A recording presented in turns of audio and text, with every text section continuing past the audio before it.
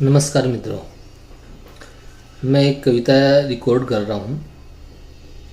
आप सुनिए। उसका शीर्षक है मेरा रंग पिंक नहीं। आप सब ने पिंक मूवी ज़रूर देखी होगी। ये मूवी देखने के बाद मैंने ये कविता लिखी है। मेरा रंग पिंक नहीं मगर ना है। यही कोई 6 बरस की उम्र रही होगी जब किसी बड़े से लड़के ने मुझे पकड़ा था।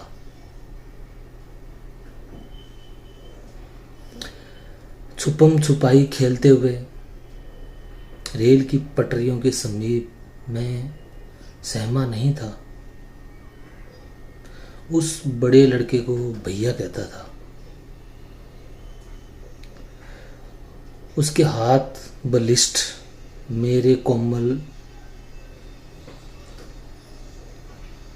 शरीर को टटोल रहे थे। मैं अनभिज्ञ था इस छुअन से।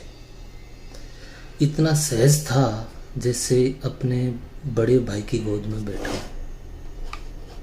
मुझे ना कहना नहीं आया।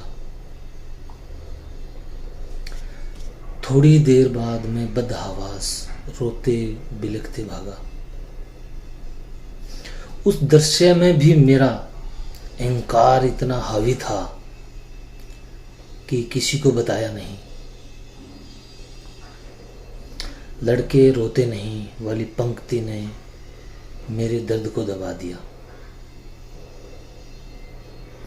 वक्त बदला। मैं कोई 8 बरस का हुआ।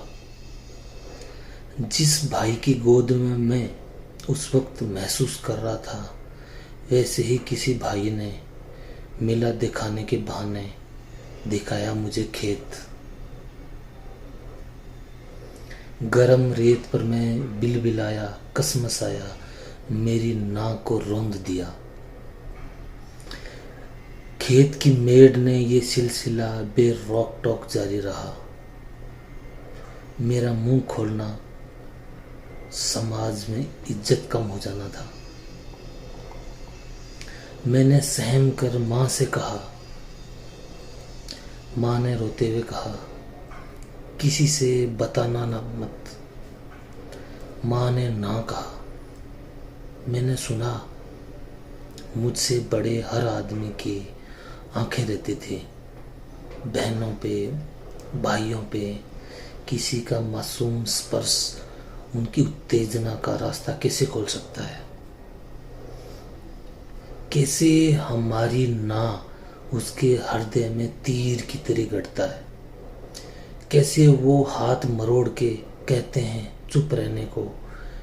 खेत, मेला, कुल्फी, टॉफी सुन के मैं भर भरा जाता था। जैसे बम, गोली, तोप, टैंक सुना हो सोचता हूँ। क्योंकि मेरे पिता ने थाली फेंक दी थी ना सुनकर। क्योंकि मेरी बहन को थप्पड़ पड़ा गली के लड़के से। इस ना से ये पुरुष इतना क्यों घबराता है। क्यों मैं किसी को चूमते हुए उनके स्तनों को अनदेखा कर देते हैं। क्यों ही एक ही बिस्तर पर लेटे हम झटक देते हैं एक दूसरे का हाथ ना सुनकर। क्यों हमारा ईगो ठेस हो जाता है किसी लड़की की ना से। इन बातों को मैंने सोचा कुछ साल। मैं हुआ 15 का। मैंने दूध देने जो लड़की आती थी उसकी कलाई पकड़ी। मेरे कब्जे में थी उसकी कलाई। वो छटपटाई जाल में फंसे कबूतर सी। मैंने दांत पीसे। उसने कहा नहीं। और मैं उस दिन दब गया अपने ही सीने के बोझ तले। जी नमस्कार, धन्यवाद।